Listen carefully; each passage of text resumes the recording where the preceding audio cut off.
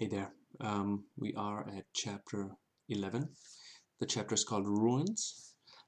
This is a relatively calm and quiet chapter, even though many things happen that actually lead us into the sequel and the prequel of the story. So it's a very important chapter, even though it's a little bit slower to digest the last chapter, which was very intense. We also will meet another character, Elda, but she will introduce herself. Oh, something's happening here. Okay. Chapter 11, Ruins. Dawn came slowly, and when they began to see beyond the light, they realized that they had left the hills behind and had entered a forest. Large trees stood darkly against the still gray sky. Where before the channel of glass was embedded in the hills, it now followed a straight line deep into the forest. The further they went, the quieter it seemed to get. The sounds of the birds around them faded until all they heard was their own footsteps on the stone path. At one point the channel made a sudden sharp turn to the left, disappearing into the trees. Without warning, the glow the liquid glass emitted suddenly stopped. For a moment Joshua had the horrifying thought that the night creatures that had traveled with them would now come forward and take them. But they were gone. Joshua and Gray could only surmise that the emerging daylight was enough to push them back to where they had come from. A few feet away, another channel came out of the woods to the right. That one was empty. It made a sharp turn in front of them and continued straight ahead.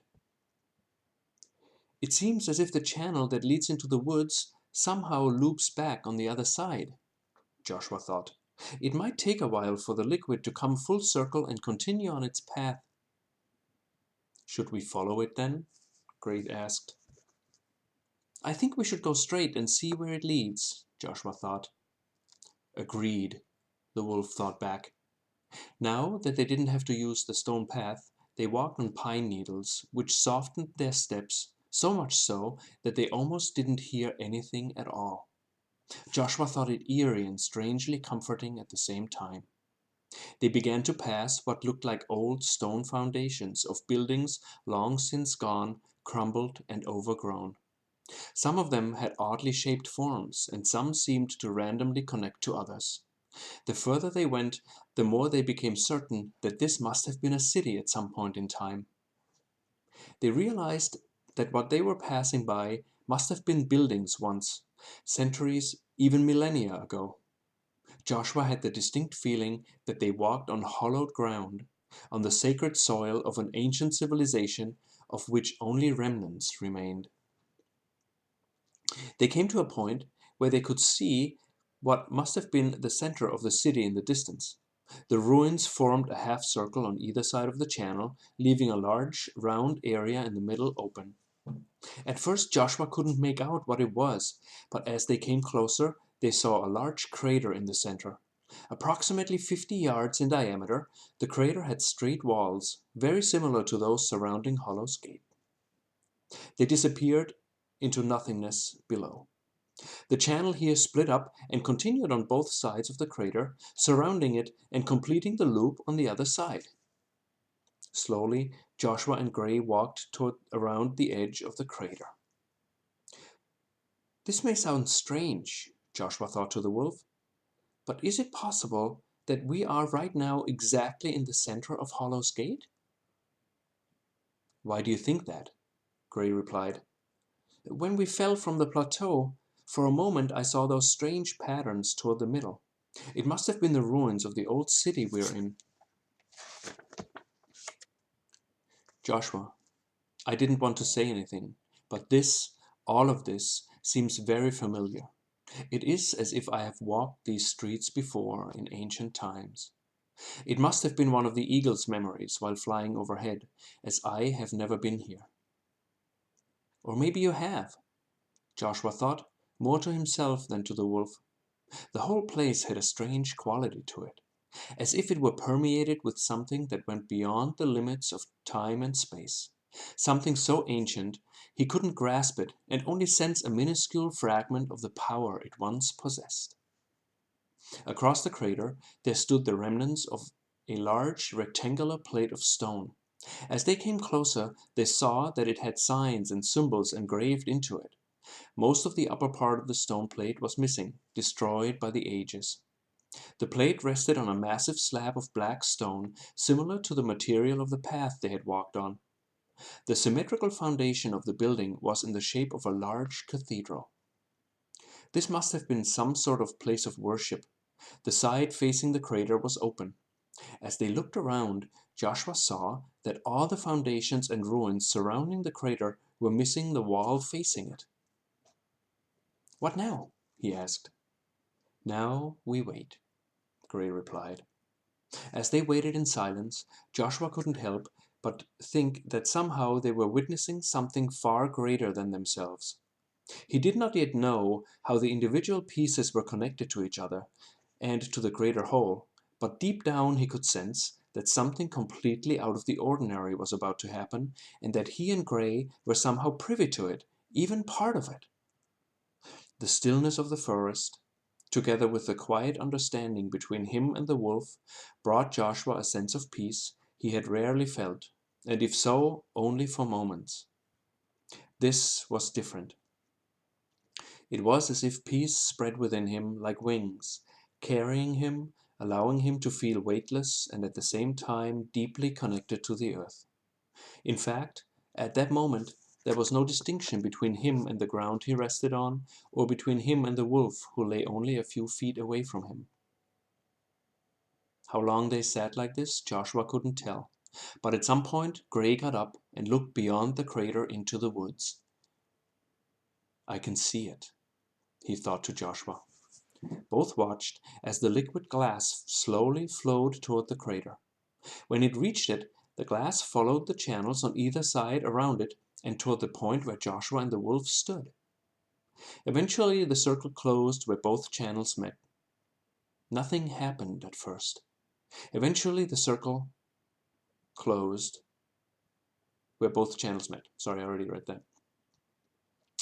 Joshua looked down into the crater. The thought occurred to him that something was about to rise up from deep inside, something horrifying and nightmarish, and come up to the surface to take them back down with it. But nothing happened, other than the strange sensation that the air began to hum slightly, a very low vibration that Joshua could feel resonating within his body. "Do you feel that?" he asked the wolf. There was no answer, and Joshua didn't see Gray at first. Then he saw him standing in front of the broken plate of stone. They watched as the missing part of the stone plate began to rebuild itself. But not out of stone. It rebuilt itself out of light. The same happened with the walls of the building they stood in. As they looked around, they saw the walls beginning to rebuild themselves from the ground up. But where the material had been stone and wood, now it was light. Emitting a golden glow, the light took on the shape of each stone, each piece of wood, every finely crafted detail of the structure. Joshua and Gray watched as the whole city began to rebuild itself. Doors, windowsills, roof structures, even chimneys and passageways, all carved out of thin air and compressed light. Some buildings were flat and rectangular, but most of them had strange shapes of half-round or circular patterns. It was unlike anything Joshua had ever witnessed. There were round platforms on top of some of the roofs, the purpose of which completely eluded him. "Joshua," Gray's thought reached him.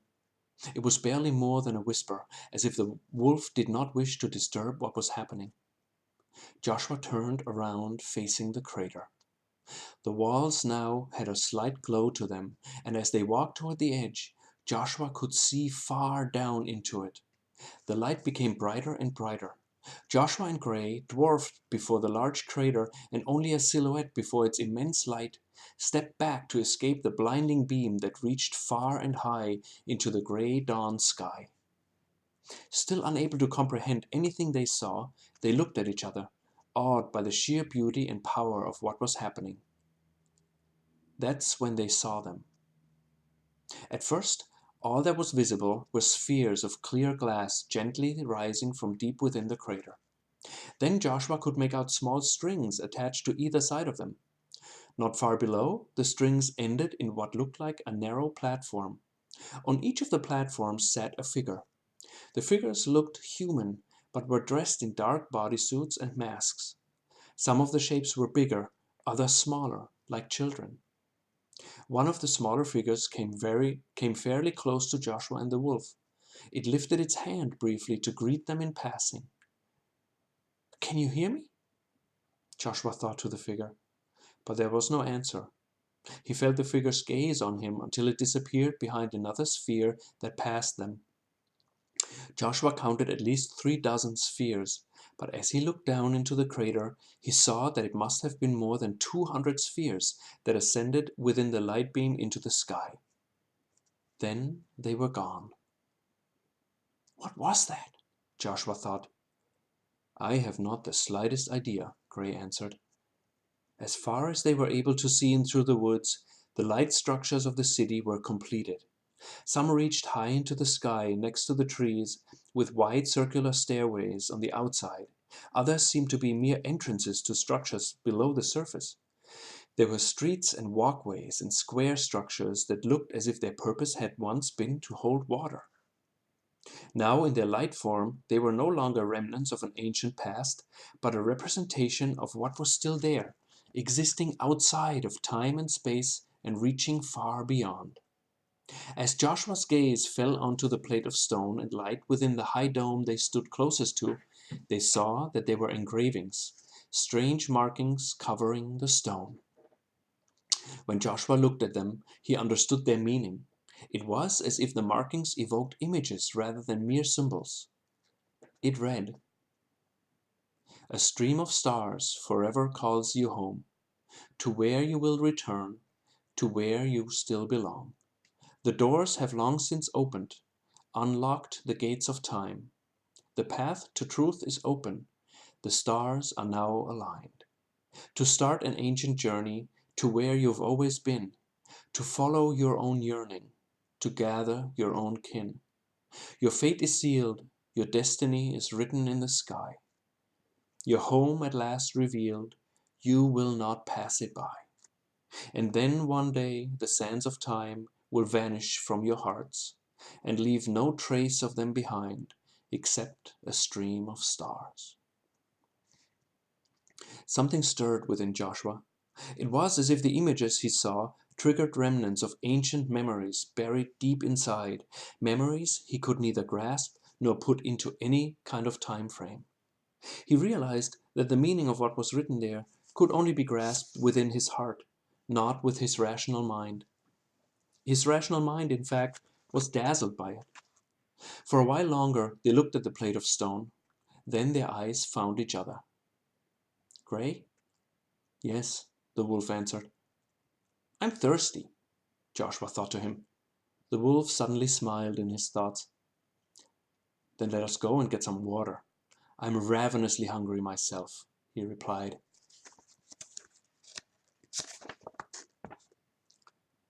They decided to take one of the wider roads that led through the city in the opposite direction from which they came. As they passed structure after structure, still stunned by the magnificent detail in the light carvings, they realized that it was no longer as quiet as it was in the center of the city. They now heard birds chirping in the distance, as if not only the city itself, but its surroundings slowly awakened. The forest became lighter, and the distance between the trees increased until they stood only sporadically here and there. The scenery itself changed, and they entered a hilly landscape similar to what they had traveled through during the night. After they had been walking for a time, they suddenly saw that the road was blocked by a huge mound of earth in front of them. It was as if something had been pushed through the surface of the road and left there decades ago. The mound of earth was easily 50 feet in diameter and about 20 feet in height. Even though it was embedded into the hills, it felt out of place somehow. The wolf jumped up on a ledge of rock and then walked on top of the small hill. Joshua, for some reason, stayed down. The shape of the hill reminded him of something, and before he could follow that thought further towards its origin, the mound suddenly stirred. Gray let out a howl and jumped down, joining again with Joshua. Then the soil to the left and to the right of it was being pushed toward them, revealing two massive clawed, stump-like arms.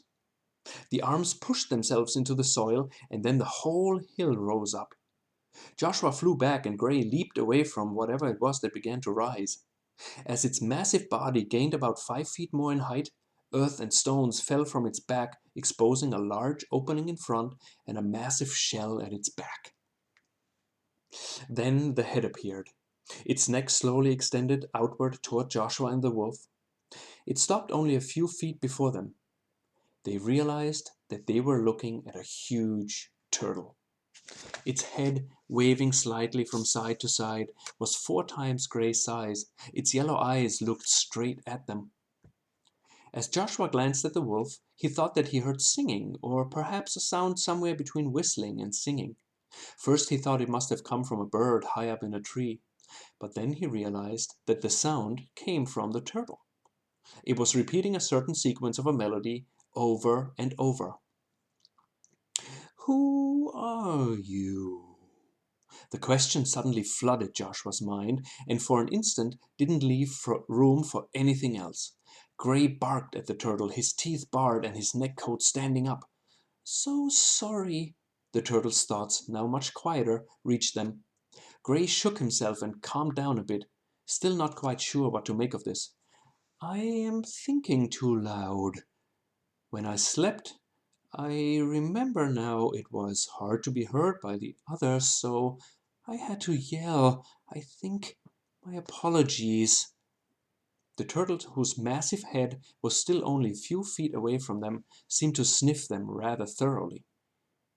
"You could use a bath," she thought to the wolf. "And you." Her head came down to Joshua's level, looking straight into his eyes, only inches away from him. "You smell like adventure. But wait, you must forgive me. I can't seem to remember much of what happened. If anything, oh..." With that, she slumped to the ground, creating a large dust cloud. Joshua had to turn away, and for a few seconds he wasn't able to breathe. Next to him, he heard Gray sneeze several times. "So sorry, my young fellows. I'm still a bit weak in the knees. It's all somewhat hazy, you know. I must have slept for a very long time." She yawned. As she breathed out with a sigh, the wind generated from it made Joshua's feathers bend back. Gray's coat got a good airing out, so much so that he shook himself several times while sneezing again profusely. "I'm Joshua, and this is my friend. His name is Gray. By circumstances we cannot explain, we fell from far up at the surface, and somehow we ended up down here. Up there we got separated from another companion. His name is Creek. He's possibly still there, where we had freed the Pegasus from the storm before the plateau we stood on broke off." There was a pause, during which the turtle's head swayed from left to right. "What did you say?" the turtle asked. Joshua could sense her effort to control the volume of her thoughts. "I said that I'm Joshua, and this is my friend." "No, I meant after. At the end." I mentioned my companion, Creek. He's a warhorse, and Pegasus." "Did you say Pegasus?" The turtle's thoughts were now just a whisper. "Yes." Joshua couldn't help but whisper back to her. "Ah, I forgot most of what happened, but it seemed to have some significance. I'm sorry, I'm not much help to you, I guess. It will come to me. Give it a few years, and I'll be back to my old self. But for now..." The turtle lifted her massive body off the ground again, which caused more loose earth and rocks to break off. "I may require some water, and must make my way to the Lake of Tears." For nowhere, and I mean nowhere, will you find better tasting water than there. And nowhere is it clearer and colder, and nowhere can you dive deeper and still never reach the bottom. While the turtle turned around, which wasn't a small task given her size and weight, and her massive shell getting stuck in the hills that surrounded her, the melody Joshua and Gray had heard before continued in the background, going from clear high notes to a deep low humming, and then back up again. "Can we come with you?" Joshua asked suddenly, surprised over his own question. "Certainly," was her even more surprising answer. "It might take me a while, though. Not sure how long you can wait. I don't move very fast, as you may have noticed, as long as I'm on land. But give me water. Give me deep, fresh water, and you will see me move faster than anything in there. But you probably want to reach your destination sooner rather than later, am I right?" "To be perfectly honest," Joshua replied, "we don't even know where to go from here."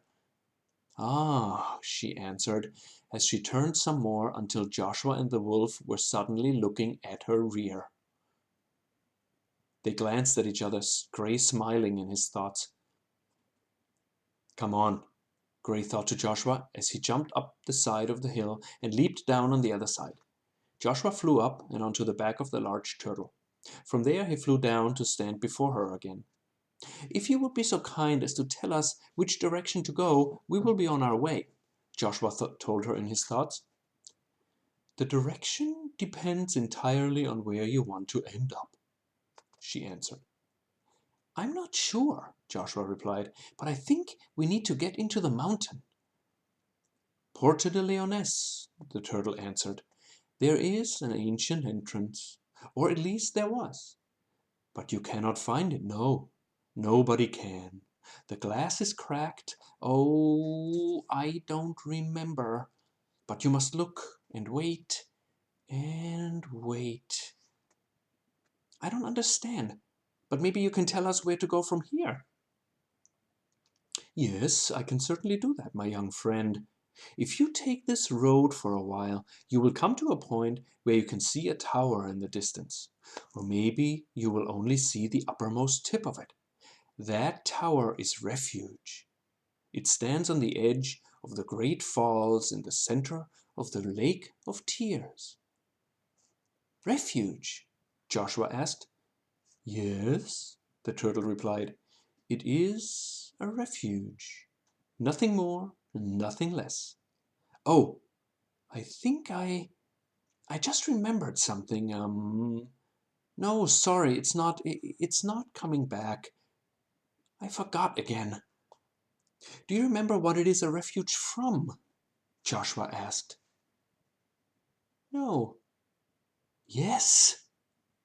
"Wait." The turtle closed her huge eyes. Her head swayed back and forth, the melody continuing in the background. "Oh, yes! Sorry, too loud again." And she continued with a whisper. "It is because it usually gets very cold there all of a sudden." "What do you mean?" Joshua asked. "I recall a deep freeze that happens 4 times a year. It lasts for 6 hours, more or less, during which everything that is outside dies. You must be inside and all the way up at the top of the tower. Nothing can survive being exposed to those temperatures. I think. Or maybe that was a dream I had. I'm really sorry, I don't seem to make much sense, do I?" "It's okay," Joshua thought to her. "Thank you anyway." "You are quite welcome, my young friend." The turtle looked at Joshua for a moment, then her head moved toward Gray. "And you, Gray One," she looked straight at the wolf, "do not be saddened. Your companion's pain left her long ago, and she is roaming the ancient hunting grounds, free and much contented. Your memory has stayed with her, and has not left her for a single moment since. Do not deny her presence within you, for if you do, she died in vain. When Joshua looked at Gray, he saw that the wolf was stunned by what the turtle had just told him. Then the sense of relief flooding through Gray was so big that even the turtle was infected by it.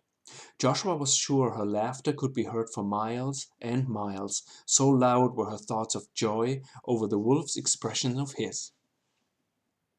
"Thank you," the wolf thought while looking up to the turtle. "I thank you so much.